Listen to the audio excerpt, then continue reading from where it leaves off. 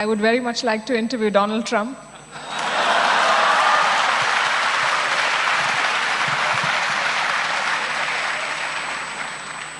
He will sanction you for sure.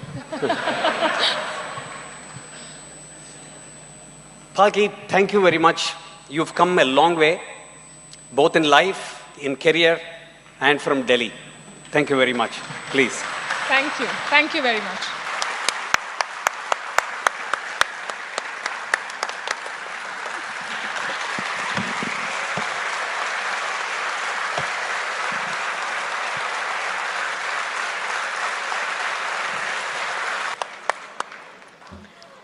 Palki ji, thank you so much. The first one is from Yuvaraj from Srivilliputtur. So the question is, India gets often framed in global narratives through Western media. This is for you, Palki ji. And India gets often framed in global narratives through Western media biases. How can India craft an independent media and a diplomatic system that exports an Indic perspective rather than constantly reacting to other stories around the world? It's a fantastic question. Thank you very much. I've always said that when we think of strategy, we think of borders, we think of militaries, we think of diplomacy. We never think of the media. But increasingly in our world, media is a strategic resource. And what you spend on the Rafales, if you spent a fraction of that on building a credible media platform with an international reach, you'd see the difference. We won Operation Sindoor hands down this year, and yet we had to send members of parliament across the world to tell them what had happened because we did not win the story. I think that's the biggest lesson that India has to take. And we have the talent, sir. We have the money as well. We need to find the vision. Truly, we need to necessarily find a vision. Have you interviewed Raghuram Rajan? And what is your impression about his policies of adopting a Western economic pattern, and does it suit India? This is from Akash Arumbakam. The first question is easier to answer. It's a no. I think his ideas found resonance at a time when they did. And that time is over. And this is an interesting question, and this is from Prem of Sri Perambuttur. So you travel abroad around a lot, and you would have noticed this newfound global confidence on India. What do you think India can offer to the world in the lines we offered yoga? Oh, a whole lot of things. Our food is a super hit, and when we say Indian food, there's no such thing as Indian food because there's so much, you know. So the variety is mind-boggling and amazing.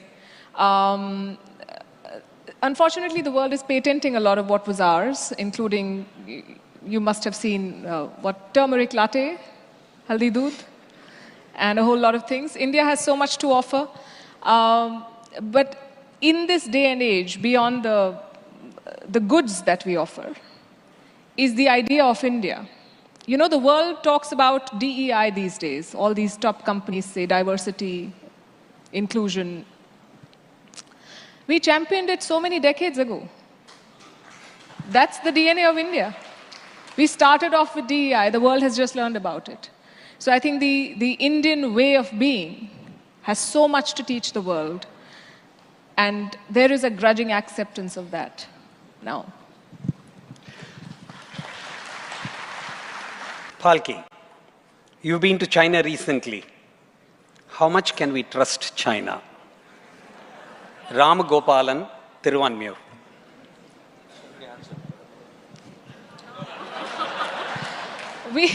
We have to, like I said, engage with everyone, depend on ourselves. But I'll tell you that China is unlike any other country for a reporter because you don't get to do anything. They provide everything except for freedom to move. So they'll give you food, coffee, recreation, shuttle, but they will decide where you go and when you come back. Okay, that's a nice way. You never get into trouble. Let me ask you one question. This is for me and to you. Do you see in Nepal like Bangladesh, like Sri Lanka, Pakistan, they've all been through similar Gen Z getting up. Do you see something like this happening in India? But why? So, I'll tell you. First of all, we are not any of these countries. Second of all, Sri Lanka collapsed because of economic crisis. We are the fastest growing major economy in the world, so that's out. Nepal, young people are disenchanted with democracy, 15 governments in 17 years. The systems do not work. Our young people are creating startups. Bangladesh, radical takeover. We are not letting that happen. So no, there is no risk of India going down that road. The only risk is that their problems become our problems. And we have to help them without appearing like we are helping them. Because then they say big brother. So it's tricky. Great. Next question is from Priyaranjan of Poonamalli. Why is India and in political coverage so centered only around Delhi?